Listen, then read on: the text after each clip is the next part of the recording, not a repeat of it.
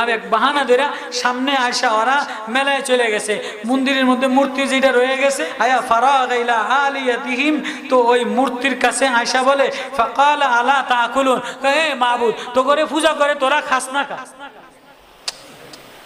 মূর্তির সামনে অনেক কিছু দেয় না, মিষ্টি দেয়, কলা দেয়, ডাব দেয়, আপেল দেয়, কাউয়া দেয়, গোশত দেয়, মুরগি দেয়, অনেক কিছু দেয়, কি দেয় না? মূর্তি কিছু খায়নি, কিচ্ছু খায় না, কথাও বলতে পারে না, মাছিও দাঁড়াইতে পারে না, নিজের গায়েও আরেকজনে খোসা দিলেও কিছু বলতে পারে না। তো ইব্রাহিম আলাইহিস সালাতু ওয়াস সালাম ঈমান শিখাইতেছে যায়া ফাকালা আলা তাকুলুন, এই তোমাকে এত খানা দিছে তোমরা খাও না কা? তো খায় তো না। ফাকবালু মা লাকুম লা তানতিকুন, আচ্ছা বুঝলাম খাও না, তো তোমরা কথাবার্তা বলো না কা? কয় বছরের বাচ্চা?